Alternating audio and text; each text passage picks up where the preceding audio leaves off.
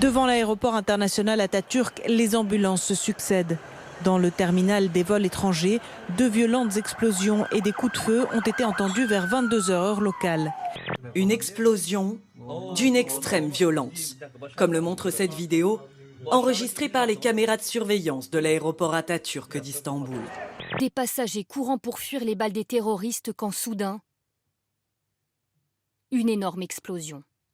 3 hommes armés de fusils mitrailleurs et d'explosifs ont d'abord ouvert le feu sur des passagers et des policiers en faction. Sur cette autre vidéo, l'un des terroristes, arme à la main, est blessé par un policier. À terre, il est mis en joue, mais le policier prend très vite la fuite. Sans doute a-t-il vu une ceinture d'explosifs. Quelques secondes plus tard, la charge sera activée. C'est l'attentat le plus meurtrier de la métropole turque, faisant 36 morts et 147 blessés. Une attaque qui ressemble à celle du 22 mars à Bruxelles, où 16 personnes ont été tuées à l'aéroport de Zaventem. Les premières investigations de nos forces de sécurité indiquent que l'attaque terroriste a été menée par l'État islamique. Les vidéos amateurs se multiplient sur la toile. Certains vont même jusqu'à filmer leur écran. Diffuser au maximum les images, comme pour s'assurer qu'elles ne soient pas tenues secrètes par le gouvernement turc.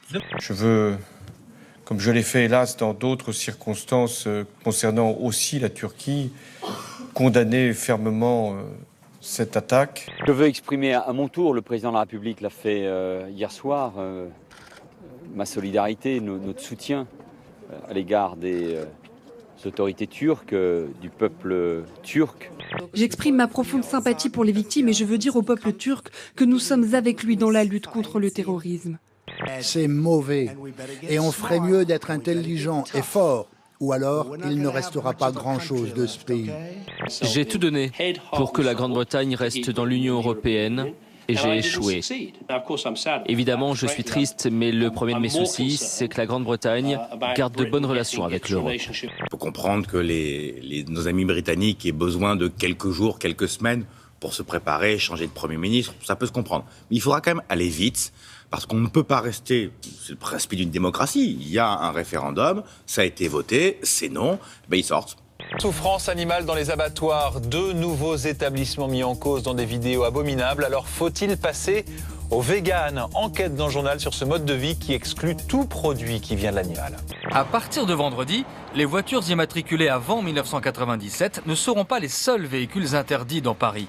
Il y aura aussi les scooters, les motos immatriculées avant 2000.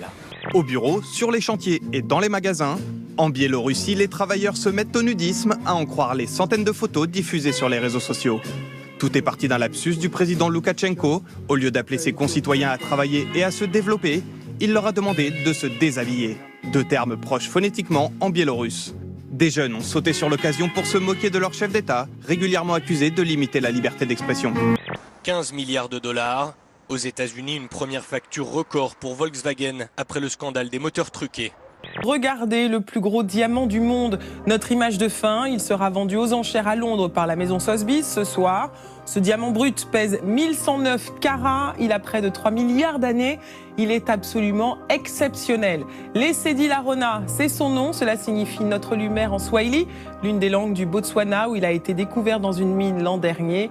Il est estimé à plus de 63 millions d'euros.